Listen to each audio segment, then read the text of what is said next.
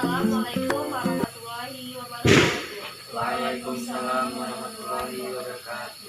Alhamdulillah kita masih bertemu di pertemuan kali ini. Semoga kalian dalam lindungan Allah sehat-sehat. Amin. Sebelum kita mulai pembelajaran hari ini, ketua kelas mari pimpin doanya. Doa mulai. Doa selesai. Baik, Ibu absen terlebih dahulu ya. Ibu. Dia Fitri Wulandari. Hadir Bu. Aulia Mutajila. Hadir Bu. Hesti Agustina. Ibu. Destio Belvando. Hadir Bu. Berangkat semua ya. Alhamdulillah. Bu. Ada kabarnya anak-anak? Sehat Bu. Sehat Bu. Alhamdulillah. Lancar. Puasanya lancar? Alhamdulillah. Nah, walaupun kita puasa, jangan lupa tetap semangat ya. Ya, Baik, Bu. Oke, anak-anak, Ibu akan menanyakan materi yang sebelumnya, kira-kira masih ingat nggak? Masih Bu. Apa? Peredaran darah. Oke. Coba ulang, peredaran darah itu apa? Sistem peredaran darah atau sistem kardiovaskular atau yang biasa disebut sistem sirkulasi adalah suatu sistem organ yang berfungsi memindahkan zat dan nutrisi ke dan dari sel. Sistem ini juga membantu stabilisasi suhu dan pH tubuh, bagian dari homeostasis. Baik, Ibu akan melanjutkan materi sekarang ya. Baik, Bu. Materi hari ini yaitu sistem pencernaan manusia. Nah, manfaat kita mempelajari sistem pencernaan manusia, kita dapat mengetahui bagaimana proses, manfaat, ataupun kegunaan organ-organ kita. Selain itu, kita dapat memahami tubuh kita dengan baik. Baik, Ibu akan menampilkan videonya. Kalian bisa lihat di laptopnya ya. Iya, Bu. Makanan diproses dalam tubuh melalui 4 tahap, yaitu ingesti atau proses memasukkan makanan ke dalam mulut, digesti atau pencernaan, absorpsi atau penyerapan, dan defekasi atau pengeluaran. Pada saat makanan masuk ke dalam mulut, proses pencernaan dimulai. Pencernaan merupakan proses memecah makanan menjadi molekul kecil sehingga dapat diserap oleh tubuh melalui pembuluh darah. Selanjutnya, molekul makanan dari darah masuk ke dalam sel melintasi membran sel. Molekul yang tidak digunakan dan dibutuhkan oleh tubuh akan dikeluarkan dari tubuh melalui sistem ekskresi seperti keringat dan urin. Makanan yang tidak tercerna berupa feses akan dibuang melalui anus. Proses ini disebut defekasi. Pencernaan makanan terbagi atas 2 macam, yaitu pencernaan mekanis dan pencernaan kimiawi. Pencernaan mekanis terjadi ketika makanan dikunyah, dicampur, dan diremas. Pencernaan mekanis salah satu contohnya terjadi di dalam mulut, yaitu pada saat makanan dihancurkan oleh gigi. Pada pencernaan kimiawi, terjadi reaksi kimia yang menguraikan molekul besar makanan menjadi molekul yang lebih kecil. Pencernaan kimiawi pada proses pencernaan biasanya dilakukan dan dibantu oleh enzim-enzim pencernaan, seperti enzim amilase pada mulut. Sistem pencernaan manusia terdiri atas organ utama berupa saluran pencernaan dan organ aksesori atau tambahan. Saluran pencernaan merupakan saluran yang dilalui bahan makanan yang dimulai dari mulut, kerongkongan, lambung, usus halus, usus besar, rektum, dan berakhir di anus. Lidah, gigi, kelenjar air ludah atau kelenjar saliva, hati, kantung empedu, dan pankreas merupakan organ aksesori yang membantu pencernaan mekanis dan kimiawi. Kelenjar pencernaan adalah organ aksesori yang mengeluarkan enzim untuk membantu mencerna makanan. Di dalam mulut terdapat gigi, lidah, dan kelenjar air liur atau saliva. Air liur mengandung mukosa atau lendir, senyawa yang berfungsi sebagai antibakteri, dan enzim amilase atau dikenal dengan enzim petialin. Enzim ini akan memecah molekul amilum menjadi molekul maltosa. Di dalam mulut terjadi pencernaan makanan secara mekanis dan kimiawi. Setelah melalui rongga mulut, makanan yang berbentuk bolus akan masuk ke dalam tekak atau faring. Faring adalah saluran yang memanjang dari bagian belakang rongga mulut sampai ke permukaan kerongkongan atau esofagus. Pada pangkal faring terdapat katup pernapasan yang disebut epiglotis. Epiglotis berfungsi untuk menutup ujung saluran pernapasan atau laring agar makanan tidak masuk ke saluran pernapasan. Setelah melalui faring, bolus menuju ke esofagus atau kerongkongan. Otot kerongkongan berkontraksi sehingga menimbulkan gerakan meremas yang mendorong bolus ke dalam lambung. Gerakan otot kerongkongan ini disebut gerakan peristaltik. Setelah dari esofagus, makanan masuk ke lambung. Di dalam lambung terjadi pencernaan mekanis dan kimiawi. Secara mekanis, otot lambung berkontraksi mengaduk-ngaduk bolus. Secara kimiawi, bolus tercampur dengan getah lambung. Getah lambung mengandung asam klorida atau HCl, enzim pepsin, dan enzim renin. HCl berfungsi untuk menjadikan ruangan dalam lambung bersifat asam dengan pH 1-3, sehingga dapat membunuh kuman yang masuk bersama makanan. Enzim pepsin akan menghidrolisis atau memecah protein menjadi pepton atau campuran dari polipeptida dan asam amino. Enzim renin akan mengendapkan protein kasein yang terdapat dalam susu. Setelah melalui proses pencernaan selama 2-4 jam di dalam lambung, bolus menjadi bahan kekuningan yang disebut kimus atau bubur usus. Kimus akan masuk sedikit demi sedikit ke dalam usus 12 jari. Pengaturan ini dibantu oleh adanya sfinkter atau otot-otot yang tersusun melingkar antara lambung dan usus 12 jari. Usus halus memiliki panjang sekitar 8,25 meter. Usus halus terdiri atas 3 bagian, yaitu usus 12 jari atau duodenum dengan panjang sekitar 0,25 meter, usus tengah atau yeyunum dengan panjang sekitar 7 meter, dan usus penyerapan atau ileum dengan panjang sekitar 1 meter. Dalam usus halus terjadi pencernaan secara kimiawi saja. Pada duodenum terdapat saluran yang terhubung dengan kantung empedu dan pankreas. Getah pankreas mengandung enzim lipase, amilase, dan tripsin. Enzim lipase akan mencerna lemak menjadi asam lemak dan gliserol. Amilase akan mencerna amilum menjadi maltosa. Tripsin akan mencerna protein menjadi polipeptida. Getah empedu yang dihasilkan hati akan mengemulsikan lemak, yakni membuat lemak agar larut dalam air.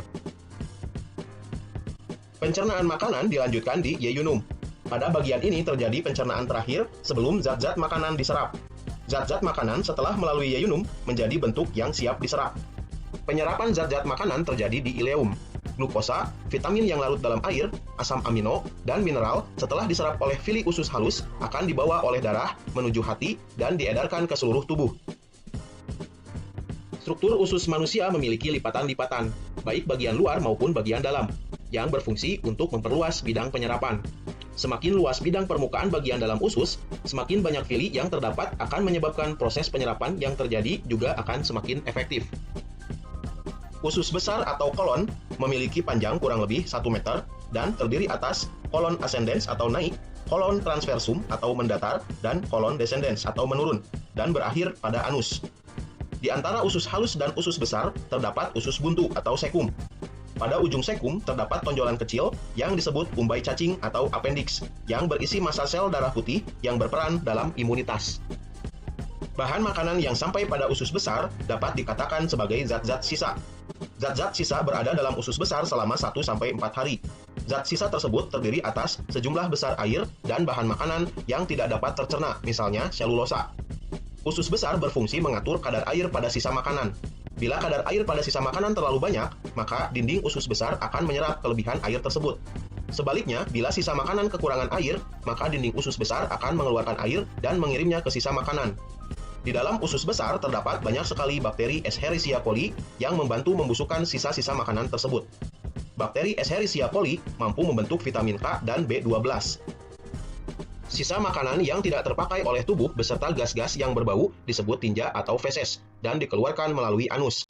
Nah, Ibu akan menjelaskan mekanisme hari ini ya. Dan nanti Ibu akan menjelaskan terlebih dahulu, lalu setelah itu Ibu akan membagikan kelompok, lalu kalian mengerjakan LKPD, setelah itu kalian presentasikan ya. Ya, Bu. Nah, sampai di sini ada yang belum paham? Paham, Bu. Paham, Bu. Nah, jika belum paham bisa ditanyakan ya. Iya, Bu. Baik, kalau gitu Ibu akan membagikan kelompok.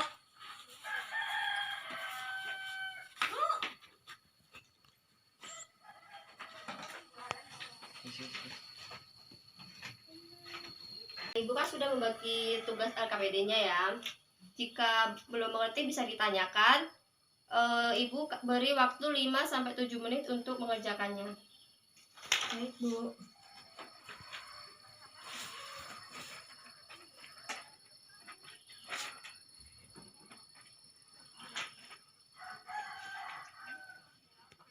Gimana anak-anak, sudah belum?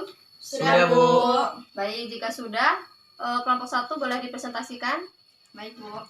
Assalamualaikum warahmatullahi wabarakatuh. Waalaikumsalam warahmatullahi wabarakatuh. Izin memperkenalkan diri, nama saya Dia Fitri Wulandari dan rekan saya Devtia Belvando dari kelompok 1. Soal yang pertama, lambung adalah kelenjar yang menghasilkan enzim pencernaan. Mana yang menunjukkan kesesuaian antara enzim dan perannya dari kelenjar tersebut? A. Lipase mengubah kaseinogen menjadi kasein. B. Tripsin mengubah protein menjadi pepton. C. Pepsin mengubah protein menjadi pepton. Dan D. Erepsin mengubah pepton menjadi asam amino. Jawabannya adalah C. Pepsin mengubah protein menjadi peptun. soal yang kedua, bagian sistem pencernaan yang berperan dalam memecah polipeptida menjadi oligopeptida adalah A. Duodenum, B. Usus besar, C. Lambung, D. jejunum. Jawabannya D. Jejunum. demikianlah presentasi dari kami. Kami akhiri. Wassalamualaikum warahmatullahi wabarakatuh. Waalaikumsalam warahmatullahi wabarakatuh. Baik, sebelumnya Assalamualaikum warahmatullahi wabarakatuh. Waalaikumsalam warahmatullahi wabarakatuh. Kami dari kelompok 2, izin memperkenalkan diri, nama saya Hesti Agustina dan rekan saya bernama Aulia Mutajila Ma'an Marifat. Saya akan mempresentasikan tentang tugas kami. 1. Nutrisi dari saluran pencernaan bagian dalam ke pembuluh darah. Pembuluh darah disebut A. Insep, B. Sekret, C. Absep, D. Defekasi. C. Absorpsi. 2. Pertanyaan yang bukan merupakan pasangan yang tepat antara organ dan fungsinya adalah A. Mulut pencerna amilium, B. Lambung mencerna protein, C. Usus mencerna protein, D. Mulut mencerna karbohidrat. C. Usus mencerna protein. Sekian presentasi dari kami. Saya akhiri. Wassalamualaikum warahmatullahi wabarakatuh. Waalaikumsalam warahmatullahi wabarakatuh. Sampai di sini sudah paham semuanya ya? Paham, Bu. Ibu sudah mengirimkan materi lewat grup. Apakah sudah dibaca? Sudah, Bu. Baik. Siapa yang tahu tentang sistem pencernaan manusia ini? Saya Bu. Ya, Hesti, silakan. Sistem pencernaan merupakan serangkaian jaringan organ yang memiliki fungsi untuk mencerna makanan. Makanan-makanan tersebut akan diproses secara mekanis ataupun secara kimia.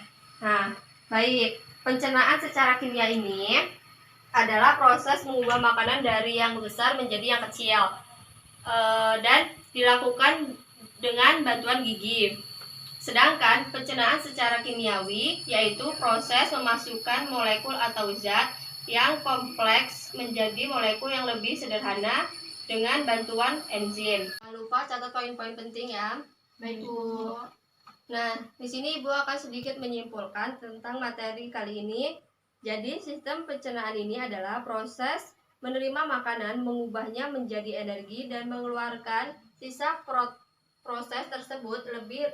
Lebih rincinya yaitu proses penghancuran makanan yang terjadi dalam mulut hingga ke lambung, sehingga proses penyerapan sari-sari makanan yang terjadi dalam usus. Baik, selanjutnya Ibu akan memberikan tugas buat minggu depan ya. Ya, Bu. Tugasnya kalian buat gambar sistem pencernaan pada manusia. Dan jangan lupa minggu depan dikumpul ya. Ya, Bu. Baik. Silakan kumpul LKPD-nya kembali.